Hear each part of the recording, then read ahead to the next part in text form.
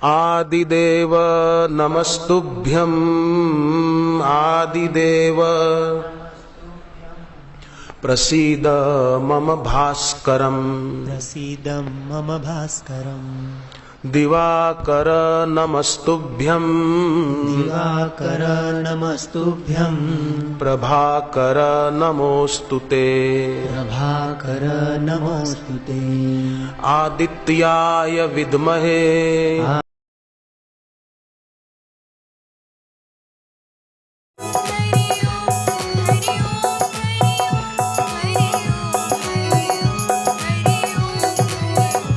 मेरे राम मेरे राम मेरे राम मेरे राम मेरे राम मेरे राम मेरे राम मेरे राम मेरे राम मेरे राम मेरे राम मेरे राम मेरे राम मेरे राम मेरे राम मेरे राम हरि ओम हरि ओम हरि ओम हरि ओम हरि ओम हरि ओम हरि ओम हरि ओम हरि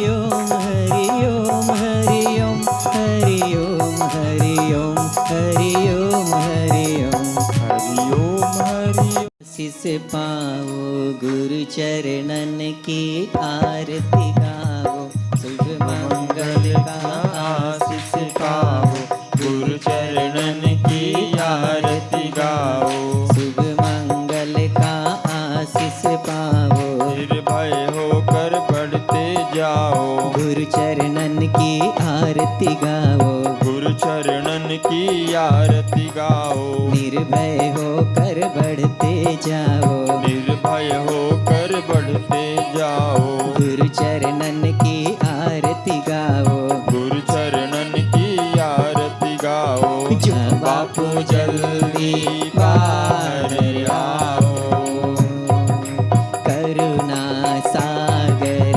गुरुवर लीला करे रहे बापू लीला कर ही रहे अंतर्यामी होकर अंतर्यामी होकर सब कुछ देख रहे बापू जल्दी बाहर आओ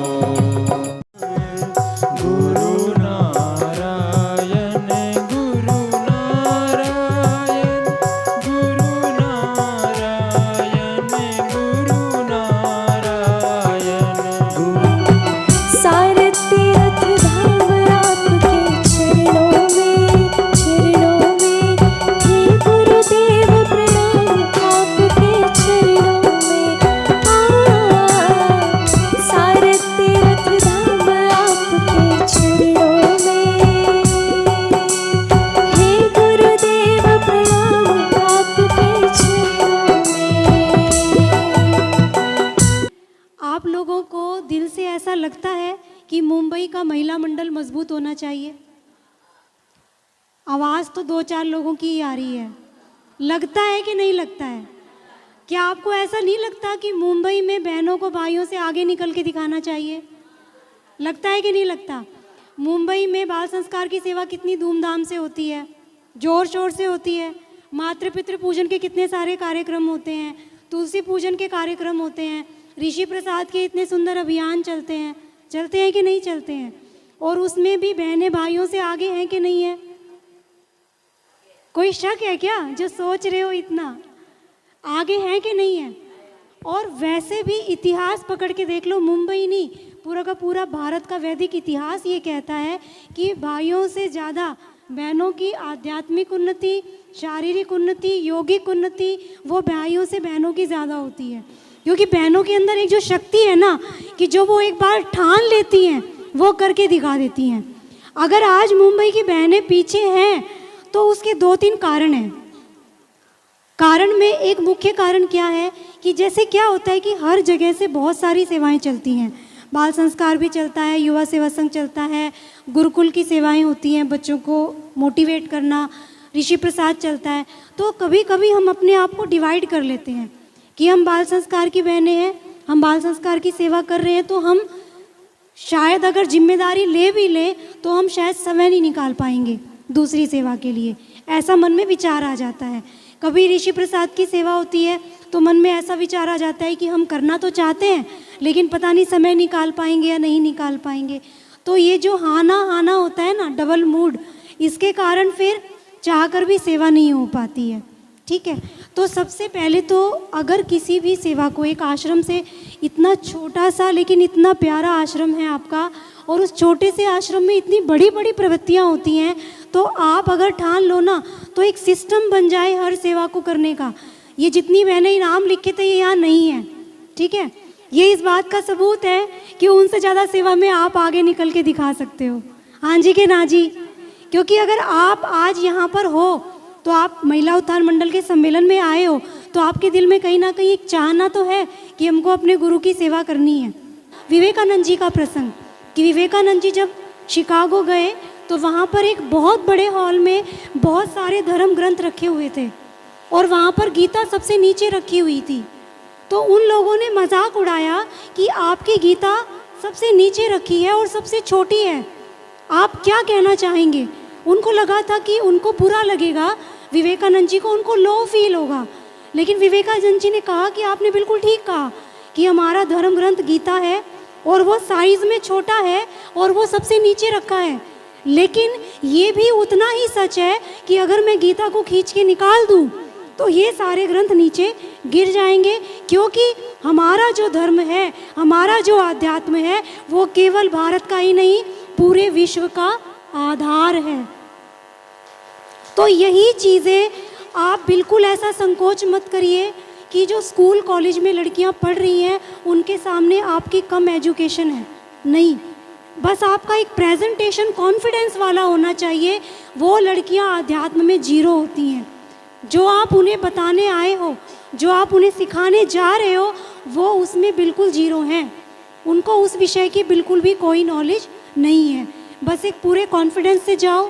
पाठ्यक्रम बना ही हुआ है और एडवांस पाठ्यक्रम बना रहे हैं। पहले ये कर्ज दीदी क्लियर हुआ आपको? इस तरह से आप जाएंगे, जिस दिन प्रोग्राम होगा वहाँ पर अपने को बहुत ज़्यादा कुछ प्राणायाम और ऐसे सब नहीं करवाना। आपको ओमकार चैंटिंग, ओमकार गुंजन को बोलना ओमकार चैंटिंग, ठीक है। श्वासोश्वास की गिनती को बोलना ब्रीदिंग थेरेपी, ध्यान को बोलना मेडिटेशन, ठीक है।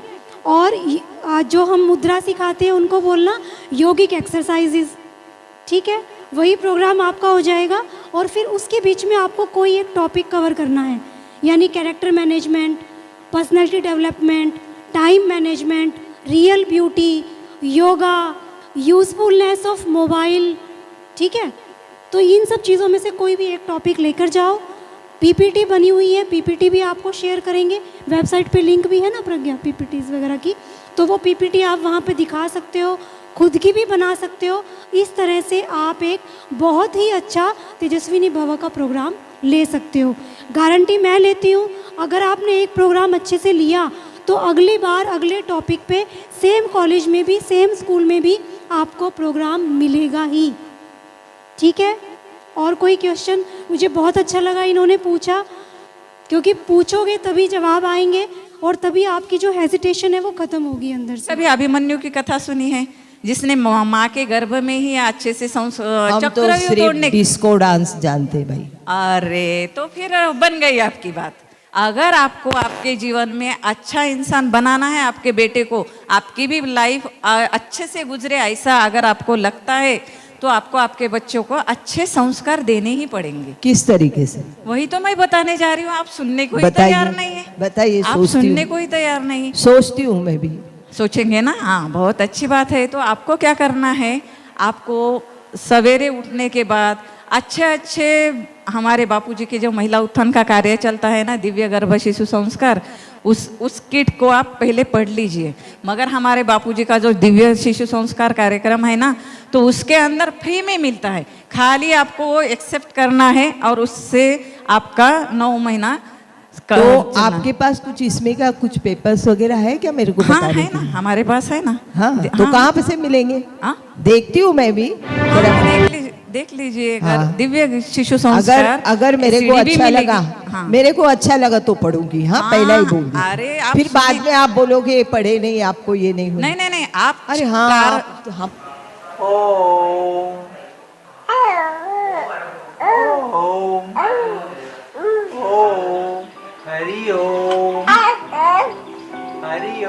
कभी ये कहा है कि तुम ज्ञान नहीं करते मैं सत्संग नहीं दूंगा? नहीं कहा। वो है हमारे गुरुजी।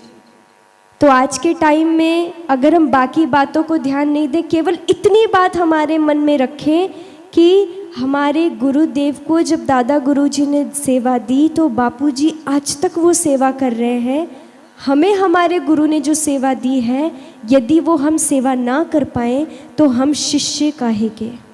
जिस तरह कभी माँ मीरा ने भगवान कृष्ण के नाम का कीर्तन किया था, भगवान कृष्ण की महिमा को गली गली में फैलाया था, वैसे आज हमारी मीरा माता जी संकल्प ले रही हैं कि हमारे गुरुदेव के ज्ञान को वो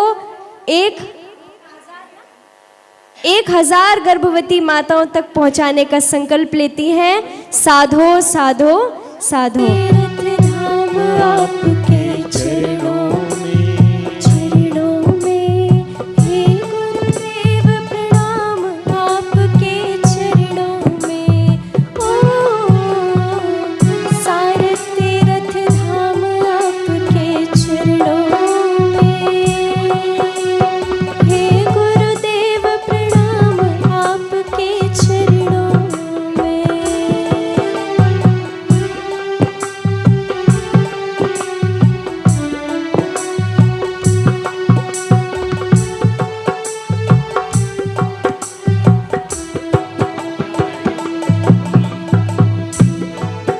कि भाइयों की सेवा चलती है, तो मैंने हमेशा देखा है कि भाई हमसे सेवा में बहुत आगे होते हैं।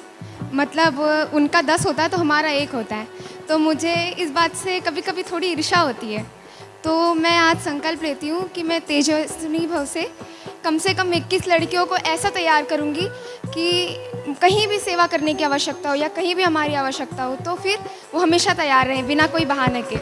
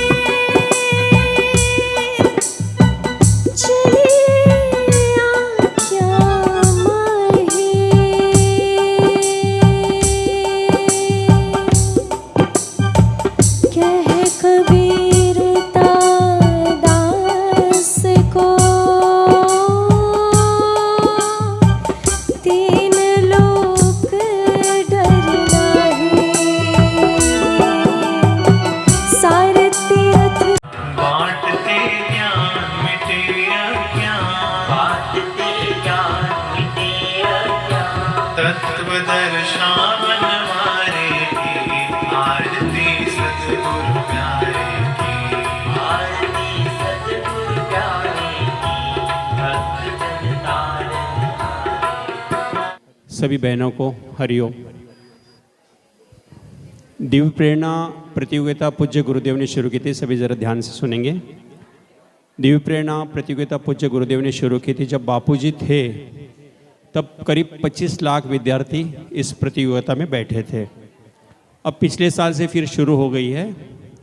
पिछले साल 15,000 विद्यार्थी बैठे थे, और इस साल आश्रम समिति बाल संस्कार द्वारा संकल्प लिया गया है कि 1 लाख विद्यार्थियों को बिठाना है। 1 लाख विद्यार्थियों को बिठाने के लिए हम सबको मिलकर कार्य करना होगा।